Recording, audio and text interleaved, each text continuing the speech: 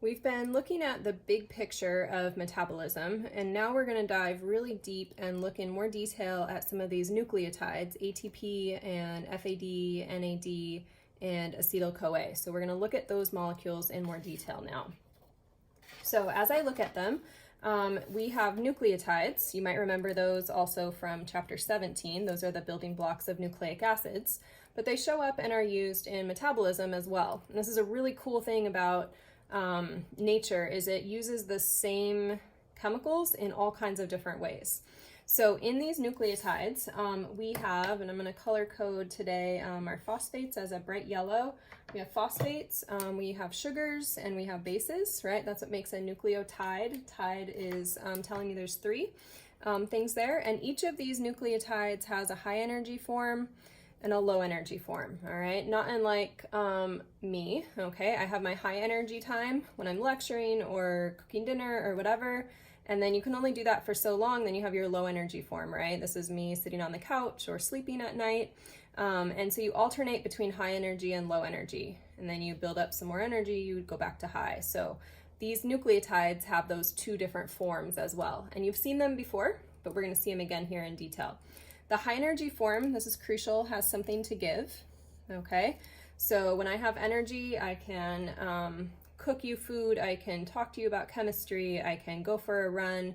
When I'm low energy, I need you to bring me food and I need you to carry me to bed.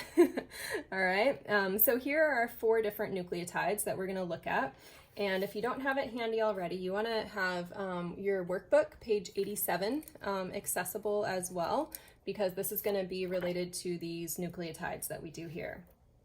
So when I look for the high energy forms of these nucleotides, it's going to be these ones at the front end here.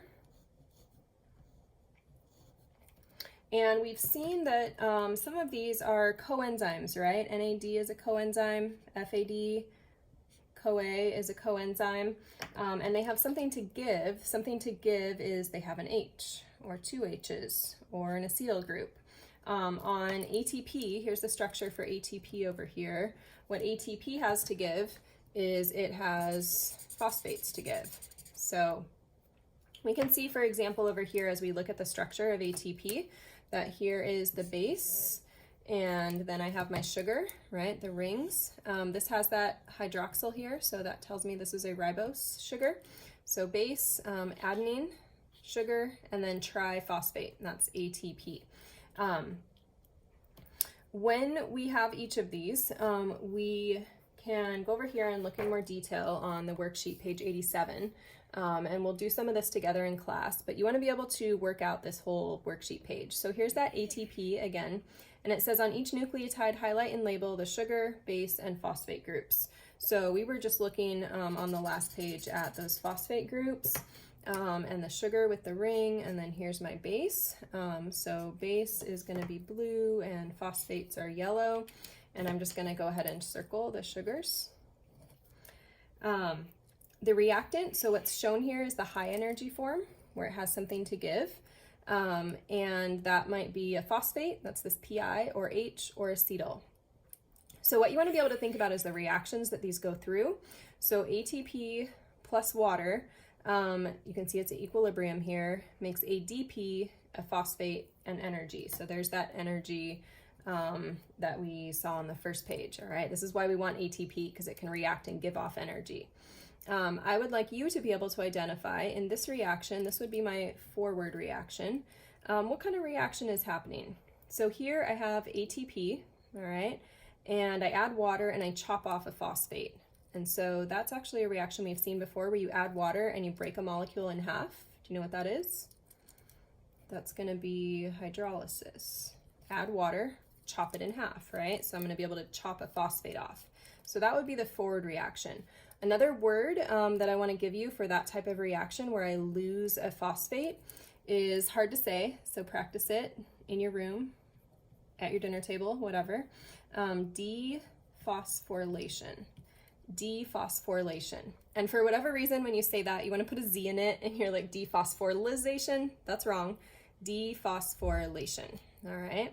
So when I have ATP and it loses a phosphate, that's dephosphorylation or losing that phosphate. So that would be the forward reaction. If I reverse that reaction, then it's going to be the opposite. The opposite of hydrolysis, we've just talked about it in passing this semester, is a condensation reaction where I condense out that water as I piece it together. And then where I gain a phosphorus, I call that a phosphorylation reaction. All right, so I'm going to leave the rest of these for you. You're going to basically follow the same pattern, find phosphates, find sugars, find bases, and then you're going to think about forward reaction, reverse reaction, and you've seen some of these oxidation and reduction reactions before, so it looks big and scary, but you can kind of just focus in on this reaction as you're coming over here to write about what's happening. All right, so that worksheet, page 87, is an important one to practice on. There's also some practice here for you that relates to the work that you did on page 87. And then finally on this page, we're just going to look at what these look like in the context of some of these curved arrow diagrams. And so I want you to be able to, in this chapter, look at the substrate or look at the coenzyme. And we've done this over and over all semester to figure out what kind of reaction is happening. So as I read these reactions, whatever organic chemical is shown here at the front end, that's my substrate. And then I have my coenzymes, they're helping out, right? And don't forget that these on this side, these are my reactants. And then when the arrow comes out in either direction, these are my products. So I can look at the coenzyme and I can see it gained a hydrogen. Remember, oil rig, reduction is gain. So that means that my NAD becomes reduced, and then my ethanol lost a couple of hydrogens as it moved over here. So ethanol was oxidized. And then you can always say what kind of agent it was too, right? If this is oxidized, it's the reducing agent, and if this is reduced, it's the oxidizing agent.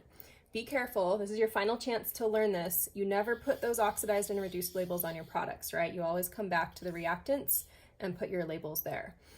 So you should be able to go through each of these and figure out what kind of reaction is happening, and we'll most often talk about what happens to our substrate. So we'll say, oh, the ethanol got oxidized, or the pyruvate, whatever happens to it. So I will leave these two for you to practice, and these also. With these, you want to refer to your workbook, page 87, because that's where some of the details are for these. So that is looking at nucleotides, phosphate, sugar, bases, 4 different little families of nucleotides that are involved in our overall metabolic processes.